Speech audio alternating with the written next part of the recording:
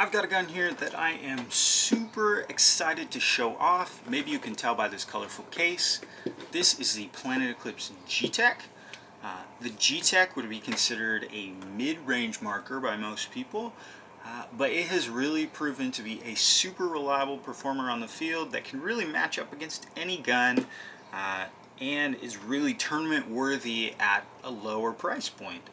And so it's kind of changing the way, along with other guns, of how we think about these different price points in paintball and really what you can get for your money. And you can now get a lot of value at these lower price points. You know, this gun is now $500. It's a third of the price of the newest high-end guns. So you really have to evaluate now what you're getting for your money. I've already picking the gun out of the case here. I guess we'll go through some of these things. You obviously get Planet Eclipse nice hard case, massive parts bag like you get with all of their guns, Allen keys, grease, and one of their manuals. I still think all guns should be coming with manuals. They are super helpful on the paintball field, and you know, whenever you need to text something or have an issue. Planet Eclipse now also does online maintenance videos. They have a whole slew of them for the Gtek. If you need to do something like drop the frame or need to do more in-depth regulator maintenance, you're going to go to the Planet Eclipse website or YouTube, the Planet Eclipse channel. And here's our gun. I'll start off with the barrel. You get the older shaft 4 barrel system with the Gtek.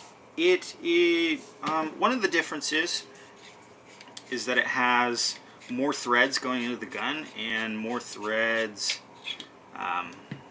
in between the two pieces. Kind of squeaky there. So the shaft 5, they've got rid of a few of those threads there, just making it faster to put together. There's not a whole lot of difference between this and the shaft 5, so this is a really solid barrel, and you can obviously buy more backs for it.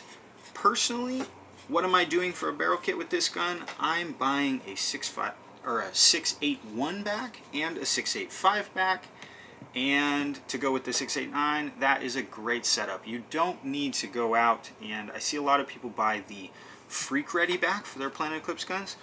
Yeah, personally, I think you should just buy the standard backs because, in my opinion, they're a little bit better. But we won't get into that too much. So like I do with these guns, kind of run top to bottom. First of the GRN parts are glass reinforced nylon. The back of the Oops ASA is metal, but the front knob is composite. And I don't mind that front knob being composite. I actually like it more than metal style knobs. The problem with metal knobs on some of these guns is that it's really hard to grab a hold of that and twist it on a metal gun, especially if you have grease on your hand or paint on your gun, whatever that may be. It's easier to grab the composite ASA knob. Is it as good as the Pops ASA? No, but you're paying a lot less money than guns that have the Pops ASA. So the ASA is good. Like I said, I prefer it over the metal knob. The next thing we'll kind of talk about, obviously this gun has macro line. Higher end guns don't tend to have macro line anymore.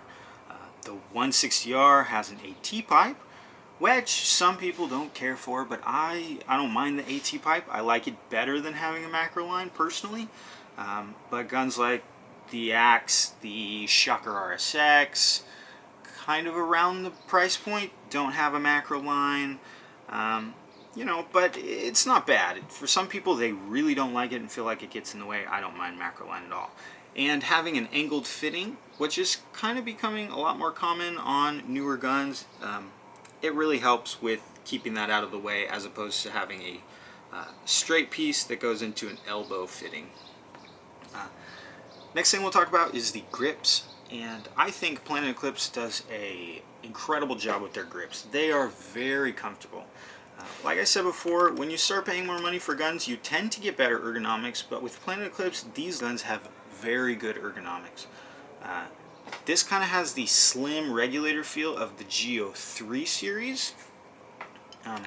And while the frame is GRN as well, it's not metal, to me, that isn't something that like stands out to me as I'm playing. So if we look at these back grips, the grip fits really flush against that frame there. And so even though a gun like the CS1 will be rubberized all the way around, so this back part would be rubberized, this doesn't feel bad to me in any way. It feels really, really good. So ergonomically, at the price point, this one is one of my favorite guns for how it feels in the hands, and it gives you that stretched out feel that's pretty much becoming the norm in the more expensive guns. Very nice ergonomics. The trigger. The trigger is something a lot of people complain about with the gun, and yeah, the trigger, if you shot a high-end trigger, it doesn't feel like a high-end trigger at all. This trigger has a considerable amount of side-to-side play, and that makes it feel a little sloppier. For me, I play semi-auto almost all of the time, so if you play ramping, the trigger probably isn't a big deal to you, how it feels that much. But to me, the trigger's lacking. It just doesn't have that super snappy feel. That to me is one of those main reasons you might look at the Gtek 160R instead of the standard Gtek. That trigger shoe design that Planet Eclipse uses on their more expensive guns is one of my favorite triggers, but it really eliminates that side-to-side play. Trigger's okay. That's what I'll say about that. Next we'll go into the board real quick. My gun actually has the OLED board upgrade. If you're interested in the OLED, we'll talk about that real quick. The OLED screen is a $100 upgrade that comes for the Gtek and the Etek 5. It's one of the things that differentiates the Gtek from the Etha 2, because the Etha 2 doesn't have an upgradable board option like that.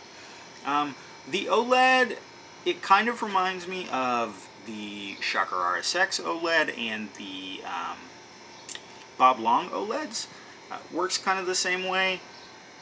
It's not my favorite. The screen really isn't that big compared to higher end guns. So if you look at like a CS1 screen, it looks almost twice as big, and it's much easier to just see things when you're playing.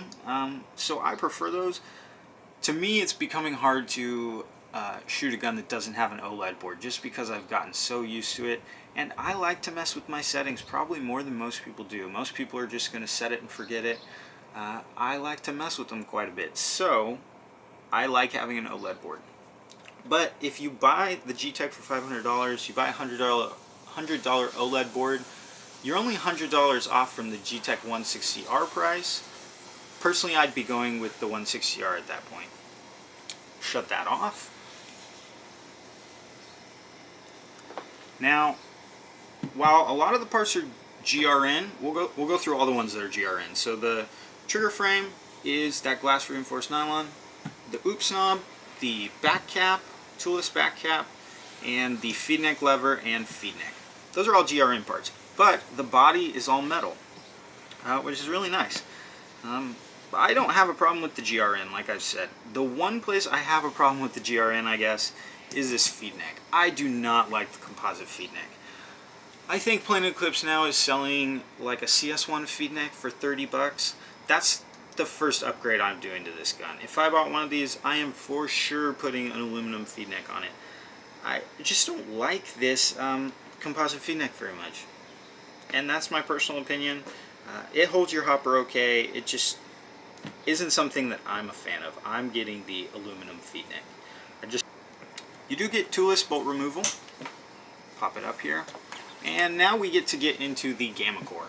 I'm going to set this whole gun aside. The Gamma Core is really what's exciting about the Gtek. And now the Etha 2 has it, and obviously the 160R has it. The Gamma Core does have more bits and bobs than some of the other Planet Eclipse guns do. If you look at the IV core, it's considerably less parts. It's essentially just the back with a prop shaft, a can, and the bolt. But we got a few extra pieces. What's this bolt system known for? It's known for being incredibly reliable. You'll see in other videos, I'll give a shout out to the Madman. you got to check out his videos because his cinematography is incredible. He does really great work with his reviews, but he showed that you could put peanut butter on this thing and it would work, it would shoot through it. It really is an incredible system, so it doesn't require that much maintenance. I wouldn't be surprised if you could shoot 10 cases without maintaining this drivetrain. Would I do that? No, I'd maintain my gun every time I use it. But yeah, this drivetrain is just so incredibly reliable. The shot quality. This for me is the determining factor in what gun I'm going to shoot. For other people, it's not a huge deal. They don't tend to put shot quality on a pedestal, but for me, it really is the determining factor. So how is the Gtek going to shoot? I'm going to compare it to the higher end guns because this to me is a high-end drivetrain at a lower price. So is it going to shoot as smooth as a CS1? I know people that prefer this over the CS1. It doesn't shoot as smooth as a CS1. It has a bit more kick, for sure. We could argue that all day, but that's just my thoughts. It's not as smooth as some of those really expensive guns. It's definitely snappier. So there's kind of two types of spool valves. And if you've ever shot something like a Lux, you'll know the difference right away. So there's snappy, responsive, quick. I know that's the best way I can describe it, is a snappy feel to certain guns, and then there's an airy feel, almost like the ball's just being softly pushed. And those are two different shots. So the snappy gun tends to have a little more kick, and that airy gun, that gun that makes kind of a whoosh, and that's how some people feel the CS1 shoots, that gun tends to have less kick, but also doesn't feel necessarily as responsive. So with those snappy guns, you just instantaneously pull the trigger and you feel the gun react. It's a little different with those airy shots. That doesn't mean that either of them are bad or worse than the other one. It's just what you prefer. And I know a lot of people that will prefer the super responsive shot. So the Gtek is definitely one of those responsive guns. And the shot quality is by no means bad. A lot of people are really going to like it. Just, I like the smoother shooting guns. That's my preference. But the Gtek is really nice. We're going to get all of this back together real quick. Throw it back in the gun body.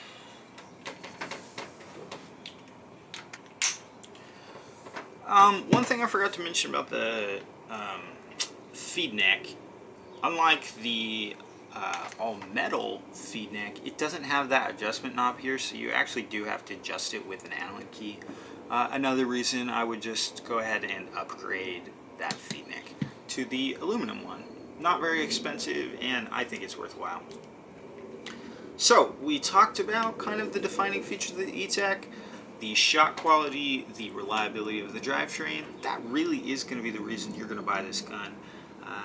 Yeah, if you take this out in a tournament, you are going to be very well served by the Gtek. We also have to talk about the other Gamma Core guns while I've got this here. So this gun's $500, the Gtek 160R. The 160R comes with an all-metal build. It gives you the AT pipe instead of the macro line. Yeah, and it comes with a metal oops. It doesn't come with pops. So those are really the defining features of the 160R. What do I think of the 160R? The price just dropped down to $700. I think for $700, that is definitely not a mid-range gun. That to me is a high-end gun. For half as much money as a CS 1.5, it is an incredible gun. It's really hard nowadays to buy those super expensive guns when stuff like that is out on the market. So the Gtek 160R is really nice. I think the problem with the Gtek is its price point right now, because for $200 more you get that OLED board. That's another thing that the Gtek 160R comes with stock. You get that OLED board, the all-metal build. Yeah, it's a really good gun. And then you talk about for $400 you can get the Etha 2, which also has the Gamma Core, which also feels very nice in the hands. It's going to be an all GRN body, and the grip frame doesn't have this rubberized piece on the foregrip, but that gun shoots really, really well. So I think Planet Eclipse is actually going to kind of struggle to sell some of these now, just because the Ether 2 is so good. The Ether 2 has some really unique features for a $400 gun. You know, you have a button press to remove the battery really quick. It has no wires in between the frame, and it has toolless disassembly of the back grips for cleaning. The Ether 2 has some really unique features. It even has a pop style ASA, which I think is a little bit better. So if I have $500, I'm not buying a Gtek. I'm buying an Ether 2. Yeah, it's going to feel a little different in the hands, but it is very, very good. Very similar to the Gtek. That doesn't by any means say that the Gtek is bad. I just think that the price point right now, in between the Ether 2 and the 160R, I would either buy one of those two guns instead. But there you go. Gtek, went through the features. What do you think about this gun? If you shot one, tell me what you think about the shot quality. You know, what do you think about the difference between mid-range guns and high-end guns? Where are you putting your money when it comes to value? So, like I said, like this video, comment below, and if you haven't already, hit that subscribe button. It helps me out a lot. Stay tuned for new videos.